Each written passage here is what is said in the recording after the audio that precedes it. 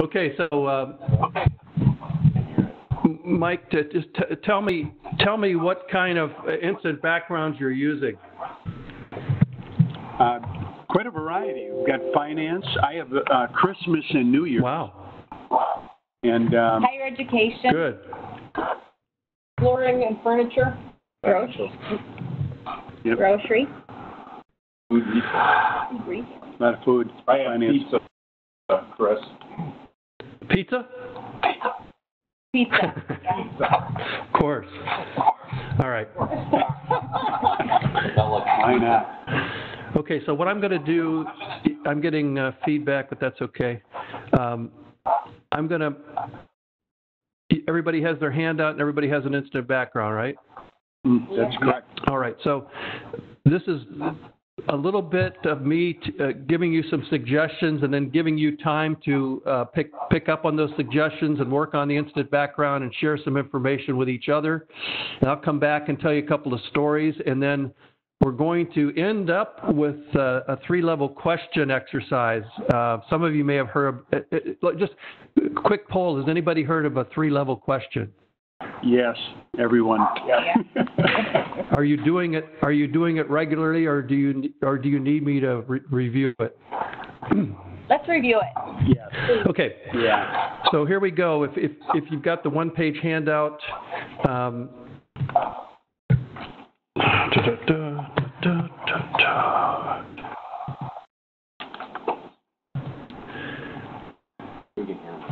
Yeah. So at the top of the, okay, so right now I'm going to mute you and then I'm going to bring you back in. I think I can do that.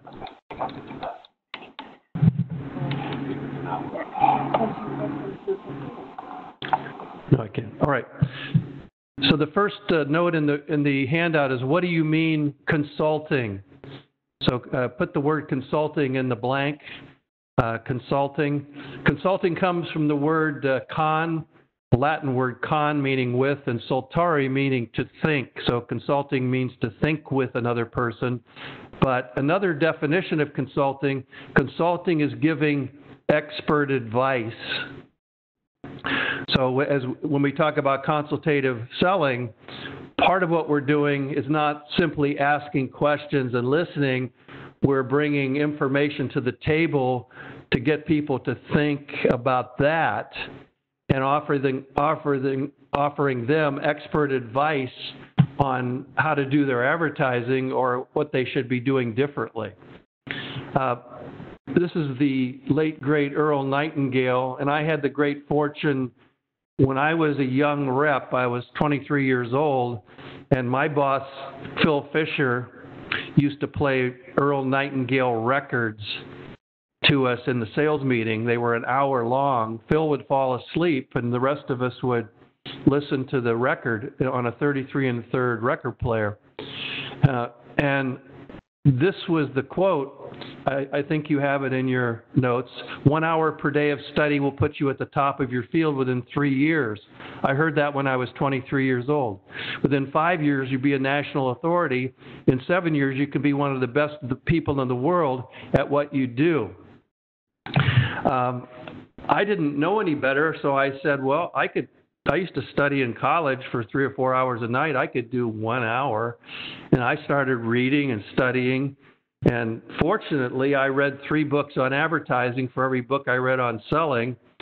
And at 30 years old, I started my own consulting business. And 3 years later, I was speaking in England and Ireland and traveling the world doing this. So I thank Earl Nightingale for that advice. But I would advise all of you, whether it's 15 minutes, because you can get so much on the internet today, or 10 minutes with an instant background, study the people that you're going to see at least, and you'll have a whole different world open up to you.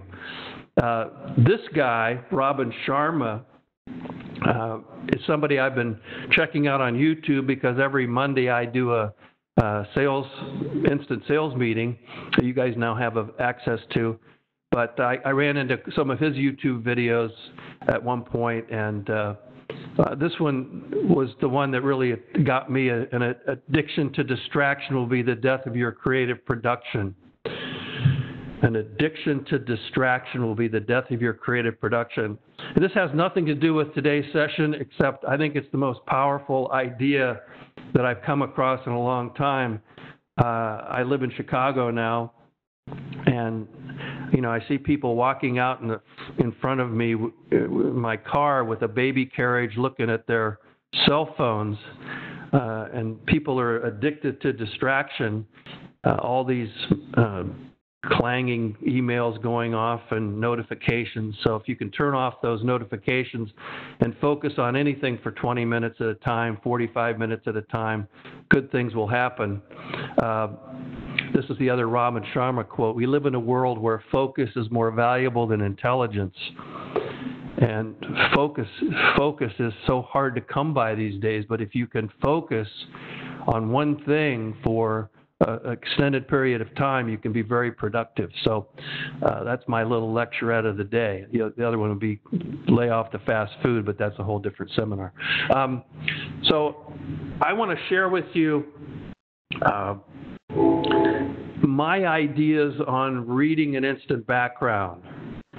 And this is a little bit older. I was talking to Mike, who's the guy at RAB? Dave.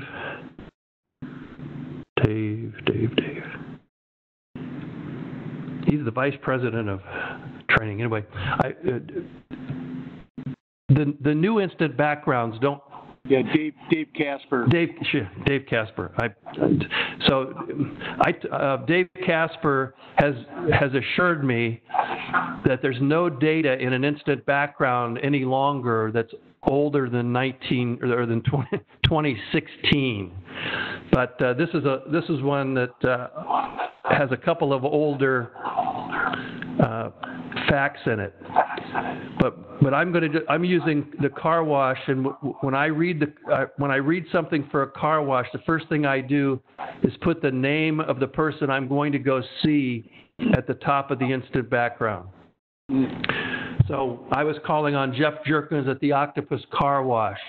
Now when I read the instant background, I'm not reading about the car wash industry as much as I'm reading it for Jeff Jerkins and how I can help that one person. So I don't want to acquire industry knowledge. I want to prepare for my meeting with this one person and go through it and see what I'm going to find for him that I want to talk to him about. And so this one, according to the International Car Wash Association, women typically account for 58% of car wash customers. Well, I've got a couple of things to talk to him about. Just from that one particular fact, the fact that there is an International Car Wash Association. Hey, have you been to any of the International Car Wash Association meetings? Been to them. I'm the vice chairman of the association. In fact, I've spoken to the International Car Wash Association. They have a lot of money, a lot of cash. But then I can talk to them about, you're not on our FM station, Jeff, and women make up 58% of car wash customers, and they're 70% of our audience on the FM side. So let's talk about that. So I'm reading it to prepare for that meeting. So I'm going to keep going through there, and let's see what else we've got. Oh, look at that. I know he's doing detailing, so the retail vehicle profile of detailing businesses.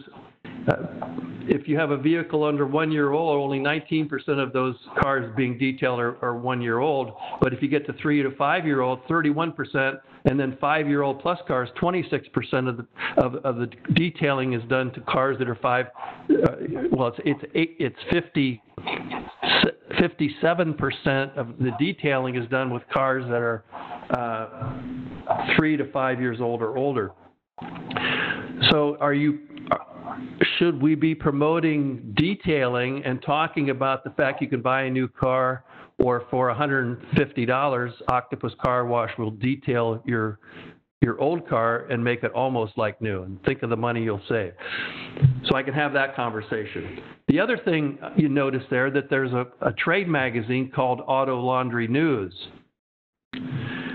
And maybe I should subscribe to Auto Laundry News or look at Auto Laundry News' website, and maybe I could pick up on a couple of terms or jargon words that I can drop into my meeting with Octopus Car Wash. When I was a young radio rep in Madison, I said to Jeff one day, I said, do you guys use cheater wax? Because I was reading an Auto Laundry News article about cheater wax. He said, come into my office. We don't use that word in the lobby of the Octopus Car Wash. Anybody know what cheater wax is in the car wash business? No. Well, cheater wax is the wax they put in the rinse water, even if you don't buy the hot wax for $3 or $4. They put the wax on anyway. And the reason they do it is because it makes the blowers more efficient, makes the water beat up, and they save $20,000 or $30,000 in the winter on electricity that they're not using to dry cars.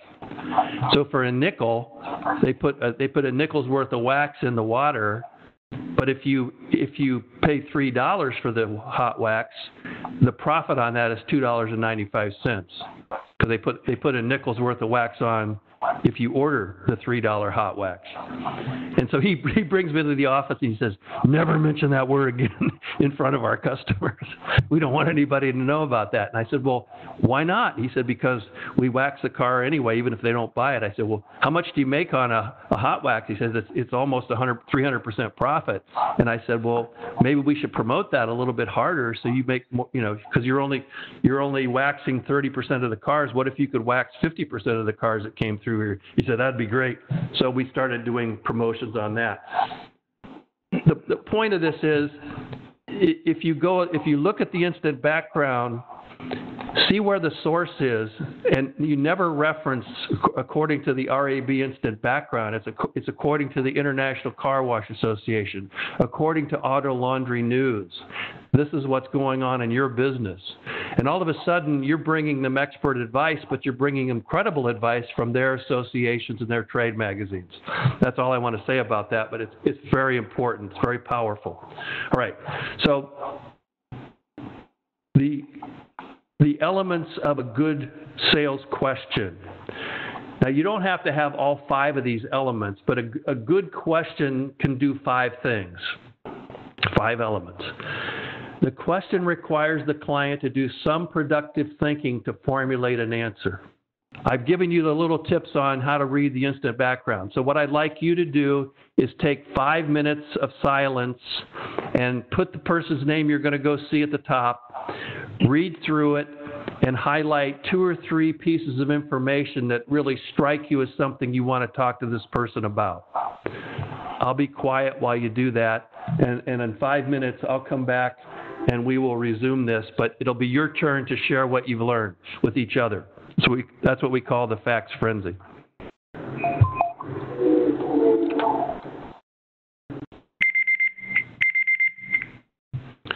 Okay. Hey, Shar? Yes?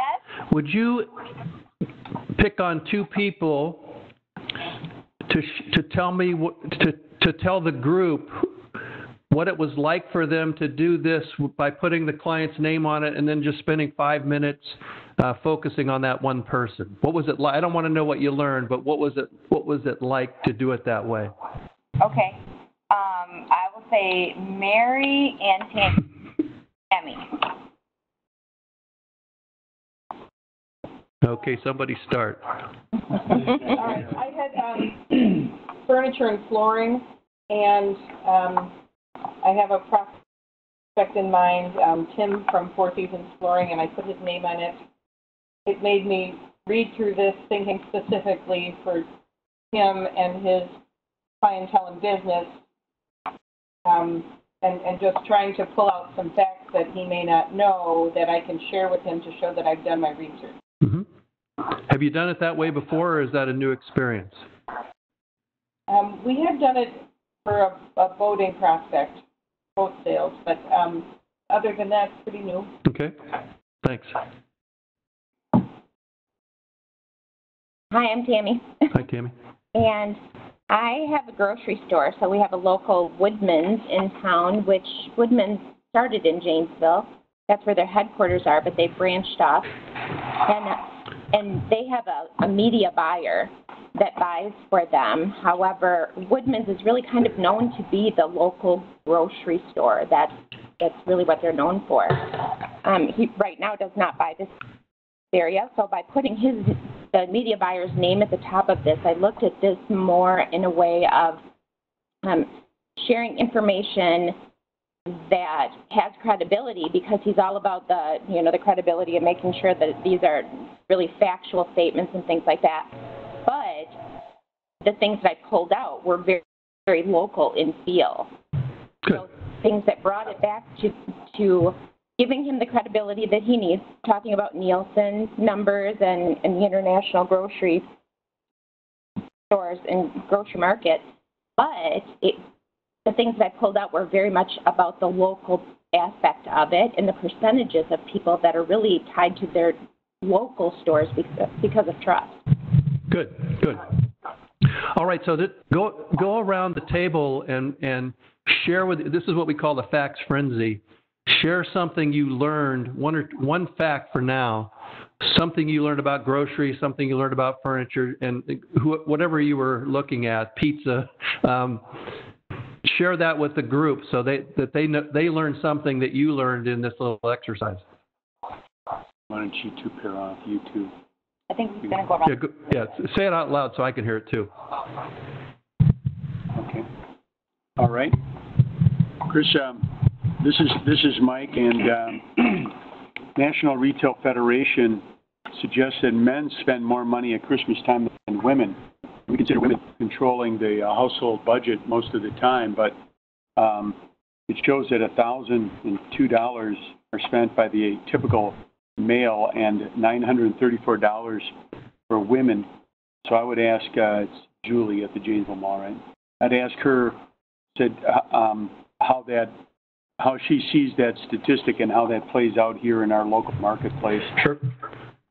And maybe talk about my personal experience too, that it's kind of a shared decision with my wife and I, except of course for the gifts that I buy for her. Yeah, we'll get to how you're going to use it, but yeah, that's a great fact to know that you need to target men and women. Keep going. All right, so I did colleges, and I'm talking to Blackhawk Technical College, and they were focused on the very young population, but according to IDIS World in 2017, the largest percentage of new students is students 18 to 21, and second largest is students aged 22 to 29. So I learned that the incoming students nationally skew a little bit older than our conversation indicated. Interesting. So that's a great topic of conversation. What's the IB? What is it? IB what?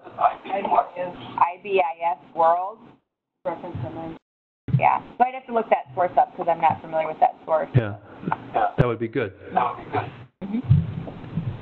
This is Andrew, and I'm looking at the financial institutions, and there was a study by Novantas that showed the status of consumers shopping for a new checking account. 73% of those were switchers, so people looking to change institutions for one reason or another. And then 14% of that is people who have never had a checking account. So a couple good things to be able to hone in on with Phil and Kim when I see them. Good. Chris, it's Mel. I have pizzas, and my focus was kind of on all the smaller, locally owned pizza places around Rock County. From time to time, we've had some good fortune with agencies with the national chains, but I think there's more opportunity with some of the local places. And the thing that I focused on was at least to get them started. The top five pizza sales days are number 1, Super Bowl Sunday, 2, New Year's Eve, 3, Halloween, 4, the night before Thanksgiving, and 5 on New Year's Day. And we could maybe gear up for those events and do a flight, and if they had some success, that might lead to ultimately more advertising from these people, and that we're able to generate results. In fact, we have one, what used to be a Happy Joe's Pizza in Janesville for years, and now they are no longer part of that franchise, but they just changed the name and they operate it locally. And they've been doing a New Year's Eve promotion for years, and it always seems to draw a lot of people out there, so, with families, with kids. Yeah, and then you could put a coupon in the on that for the next week or something, so that people buy more than that day. But there's a lot of things you could do. Good fact. Keep going. Hi, Chris. This is Todd. Hi, Todd. We're with a smaller grocery store new to the community, and they're looking at, my first meeting with them, they're looking at more online and growing that segment. And I found numerous things in the instant background.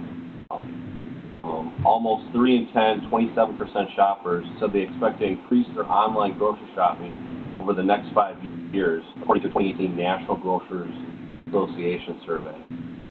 So this instant background with many examples of online and delivery. They want to do something that no one else in the market is doing, is actually delivering the groceries. So you order them online and then they deliver them to your house. Yep, that's starting to take off.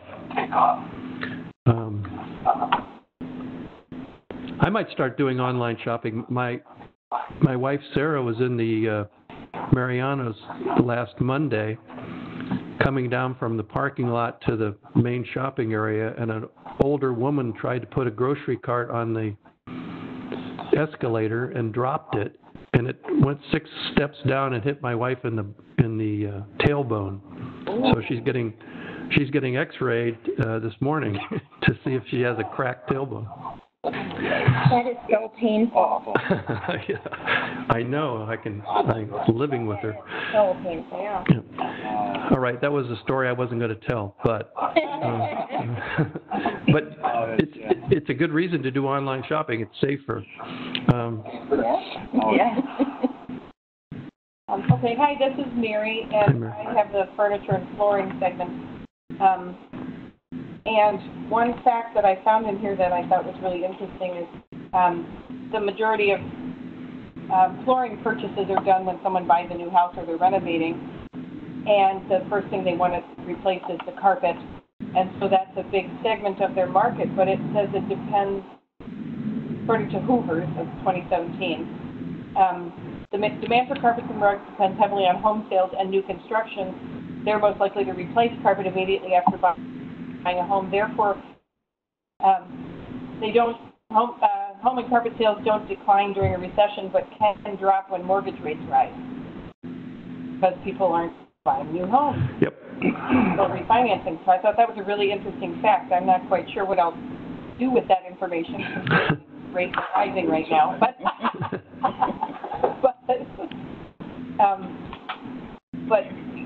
there was a lot of good breakdowns of what type of carpet is the most frequently replaced,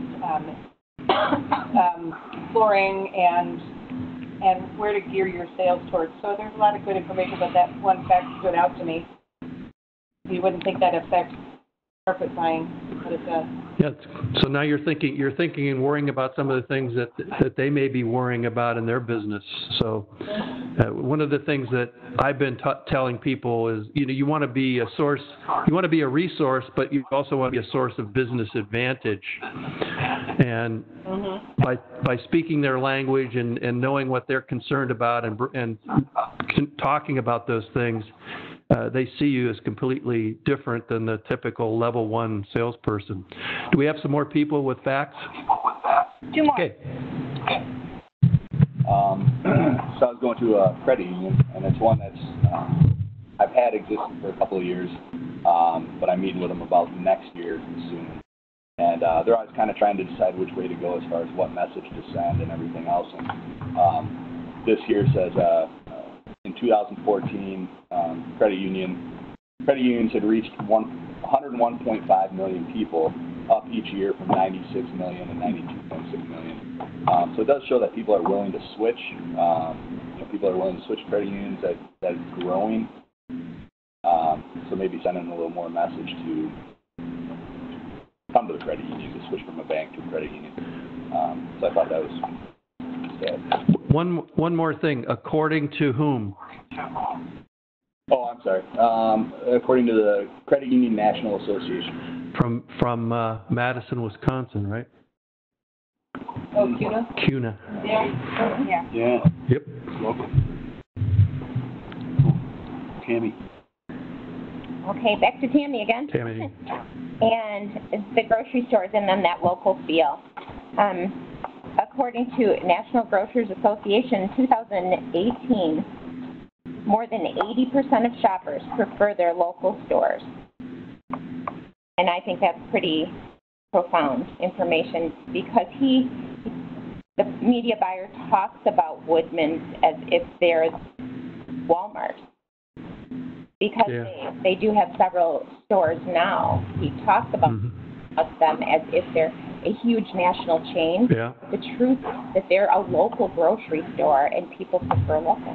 So I thought that was a pretty interesting fact. Janesville is Woodman's Bentonville. Right? Yeah. So your local, yeah, Janesville grown grocer. Interesting. Okay, so International Grocers Association, National Grocers Association, Credit Union National Association, all of those places have websites. You can grab articles from them in 2 minutes. When you I don't want to take you down a rabbit hole, but once you know that there's an International Grocer or National Grocers Association, Google it, see what's there, and spend 5 more minutes seeing if there's something you can glean from there. Don't do it you don't need to do it for every meeting, but it's a very powerful thing. Okay, we're going to go about another 15 minutes. I'm going to talk about the 5 elements of a good question. I started to do that already, and then I realized we needed to do a facts frenzy. The question requires the client to do some productive thinking to formulate an answer. So it makes them not give the pat answer that they usually give you. Everything's fine. We don't, we can't handle any more new business, that stuff. The question causes the client to evaluate new information.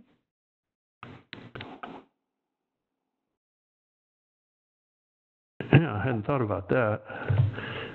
The question causes the client to draw from past experiences. Maybe they'll tell you a story. We used to do that. We used to focus more on this. The question relates directly to the client's current business situation, the competitive picture, the goals that they have, the economic environment. And finally, the question relates directly to the client's objectives. So one question may not relate to all of those, but it will relate to something, one of those 5 things.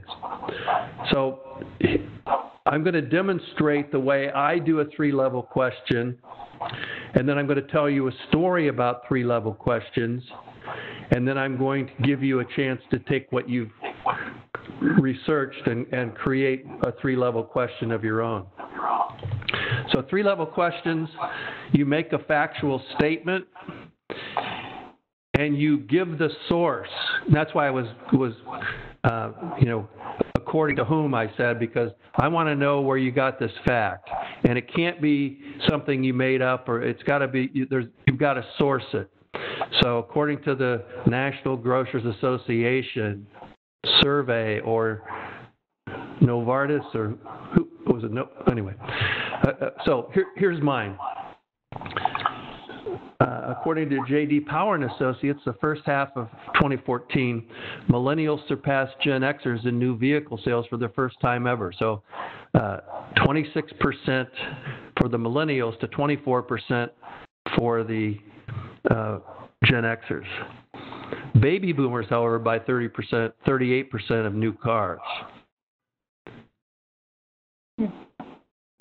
All right, so then I would make a personal observation. So I've given you the J.D. Power fact, but I would then say, you know, my 28-year-old niece Maggie has a brand new Chevrolet Cruze. That's at $18,000. You know, it's probably $22,000. Sarah drives a new Cadillac, which is listed for $51,236. Sarah and I are aging boomers, but we buy more expensive cars than our niece. And then I would ask a question, a focus question. It's focused on the fact that I brought and the story that I just told. I'm wondering what factors you take into consideration when you're segmenting your target audiences. I'm not leading the witness. I'm saying, don't you think you should be advertising to the boomers more because they spend more? You know, what factors are you taking into consideration? How do you segment your target audiences? I want to have the conversation. I don't want to try to close the deal with this question. I'm using this to do a needs analysis and then find out where it's going to go. So here's the story. This is what we call the $8,000 question story. And I was teaching 3-level questions in a seminar many moons ago. And there was a woman, and she's the woman in the red and black and white blouse, sort of in the middle, next to the woman in the tan. So that's Renee Piontek. And at that point, she was selling in St. Joe, Michigan. That's market number 201. And she had just sold a car dealer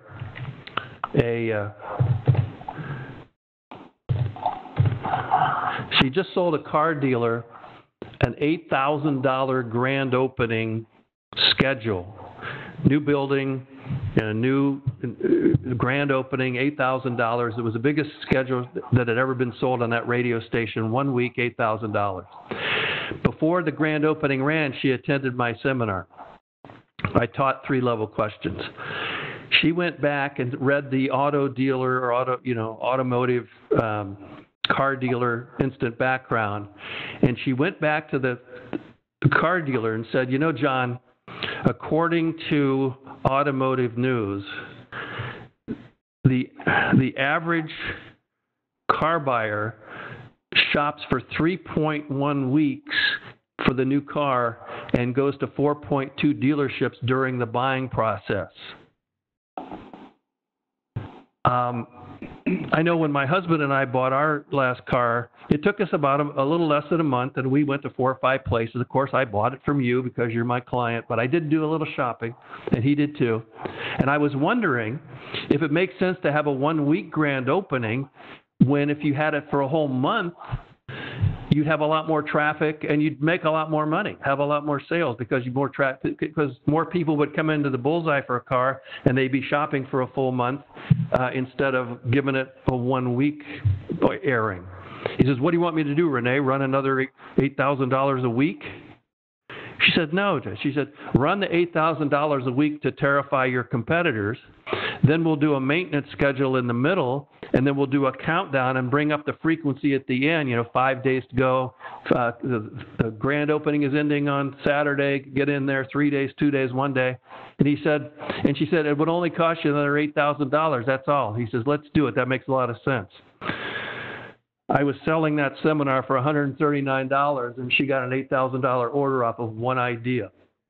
So that's the story of my life. People who take action tend to do pretty well.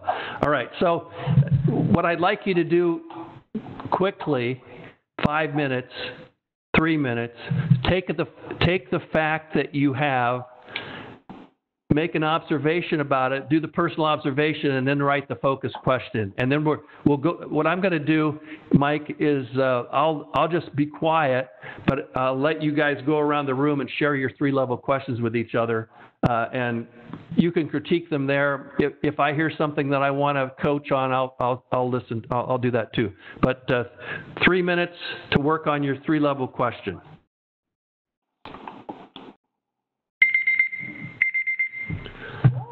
Okay, quick show of hands. How many people got your question finished in 3 minutes? Count them up for me, Shar. Four. 5. 5 out of 8? 5 out of... About 8, yeah. Yeah. And how many people could have used 2 more minutes? Yeah, I could have used longer than that. I was still looking at stuff. Okay, I don't know which question to pick. the reason for the time limit was I wanted to show you this doesn't have to take hours to do. It probably would, 5 minutes more would make it better, but don't worry about it. Let's have really quickly, let's do this, 3 volunteers to share your question, and then I'm going to do a wrap up, and then you guys can talk about this when I'm gone. So 3 volunteers. Okay. Here's the National Retail Federation shows that men spend an average of $1,002 on Christmas, and women spend $934. And that kind of surprised me at first, but then I realized that, personally, I'm kind of a hunter. I don't go shopping. I go buying, and I walk into the mall with a credit card, and I'm going to walk out with a bag of stuff, one way or another. How do you feel that this national statistic plays out here in the Janesville Mall? And with your store mix, do you think that you could take advantage of this in some unique ways? Good. So I like that. I like the feeling that you expressed there, Mike. That surprised me, but then when I started to think about it, that's the personal observation. So, and then the store mix was a great addition too. Good. So, and Chris, in reading about this study from Novanta, basically it says the status of consumers shopping for a new checking account, 73% of those are switchers, moving from one institution to the next. I know when my wife and I have switched banks at any point, it's really been around major life events, when we moved, having the kids or a new car. That's something that you've seen similar with your new customers, especially with new construction going up and the way real estate has gone? Is that something you've seen similar? Yeah. Are you targeting people who have had a life event? I mean, are the people that are switching to you? Do you find? Yeah, that's great. I mean, what are you finding in your bank, and then how do we target those life events?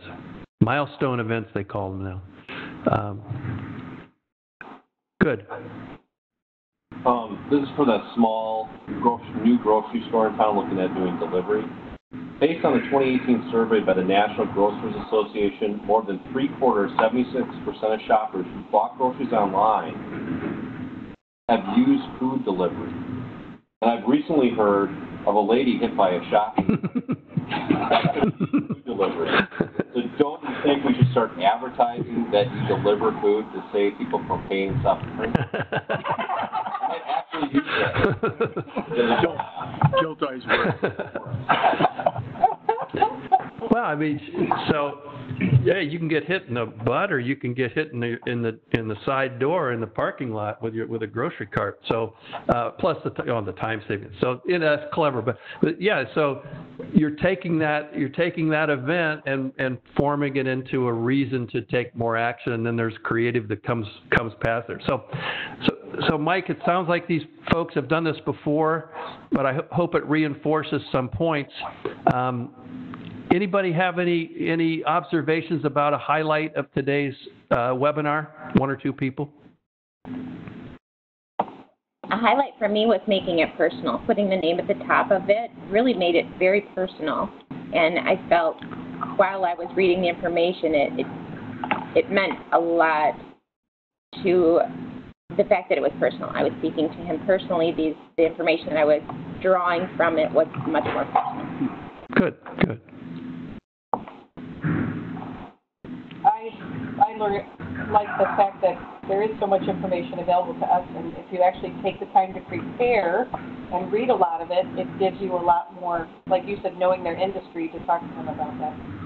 Their industry, their world, the issues that they face.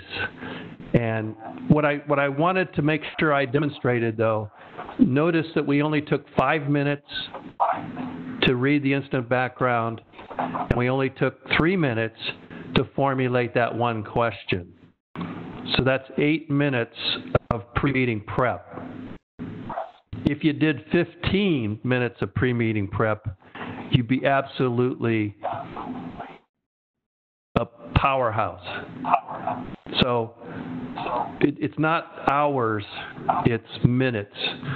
And especially with the internet and with RAB, you've got a lot of resources that, when I was a rep, I went to the library to do this. Right. So, Mike, has everybody seen the chart? Yes.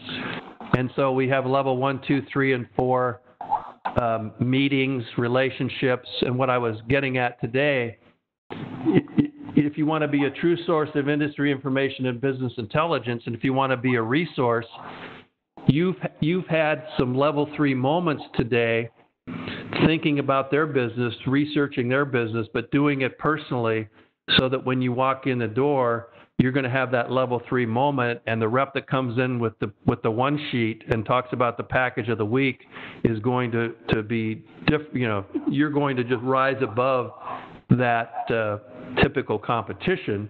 Plus, it'll be a memorable meeting for you and the advertiser. That's all I got. Absolutely. Thank you, Wonderful Chris. stuff. Thank you. Great. Thank you. Okay, well, thank you, everyone. It was a privilege to work with you this morning, and I hope that showed. This is my day off, but I'd rather do this than hang out on the deck and smoke a cigar. So, Chris, thank you so much. This was terrific. okay, thank you. I enjoyed it. I hope I enjoyed working with you today. Thank you, guys. Thank you. Bye bye. All right.